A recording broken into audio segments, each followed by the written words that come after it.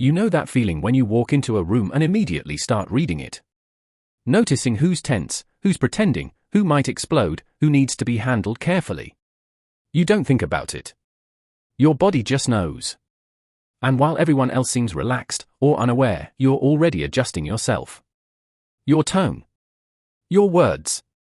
Your presence. It's subtle. Almost invisible.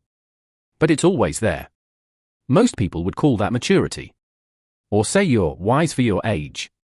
They might even admire it, how composed you are, how you don't overreact, how you seem to have everything under control. But what they don't see is how early that control started. And how little choice there really was. Because this isn't just a personality. It's a pattern. And it's often misunderstood. What you're experiencing is something rarely explained clearly. The psychology of a child who had to grow up too fast. There's more going on here than people realize. From the outside, it can look like strength, independence, emotional intelligence. But underneath, it's usually something much quieter. An adaptation. Psychology sometimes calls this parentification or early emotional responsibility. It happens when a child, instead of being cared for, becomes the one who manages emotions. Their own, and often other people's too. Research in developmental psychology shows that when a child grows up in an unpredictable or emotionally demanding environment, their brain begins to prioritize safety over spontaneity. Not safety in the physical sense, but emotional safety. The nervous system becomes highly attuned to subtle cues, tone of voice, body language, shifts in energy. Over time, this creates a kind of internal radar. You learn to anticipate problems before they happen.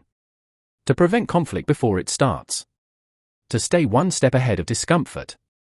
And the part that's often missed is that this doesn't feel like effort. It feels like who you are. Because when something develops early enough, it stops feeling like a response. And starts feeling like an identity. But this didn't come from nowhere. It usually begins in environments where being just a child wasn't fully safe or available. Maybe emotions in the household were intense or unpredictable. Maybe there was pressure to behave, to perform, to not add to the stress. Maybe no one explicitly told you to grow up. But you could feel that there wasn't space not to. So you adapted. You became the calm one. The responsible one. The one who doesn't need much. Not because that's what you preferred. But because that's what worked. Your nervous system learned that stability came from control.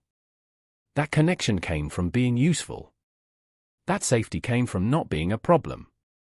And over time, those patterns became automatic. It's important to understand. This isn't better or worse than any other way of developing. Some people grow up with more space to explore, to be messy, to depend on others. Others grow up learning to hold things together early on.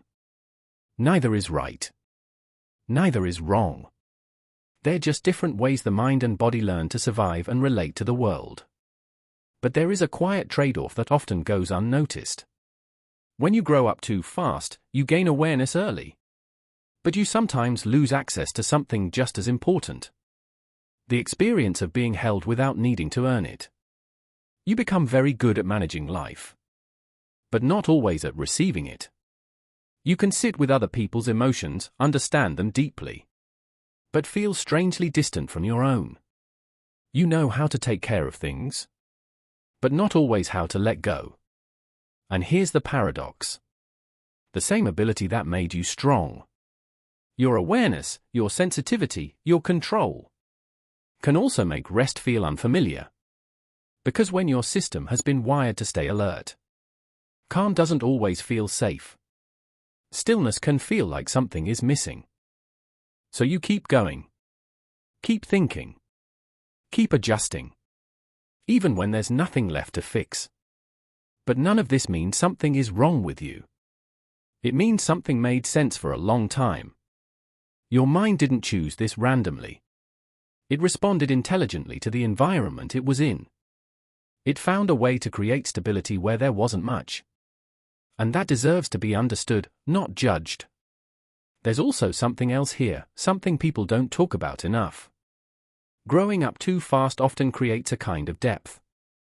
A way of seeing things that others might miss. You notice patterns. You understand nuance. You can hold complexity without needing simple answers. That isn't a flaw. It's a form of awareness that takes many people years to develop. If they ever do. At the same time, it's okay if part of you feels tired. Tired of always being the one who understands. The one who adapts. The one who keeps things steady.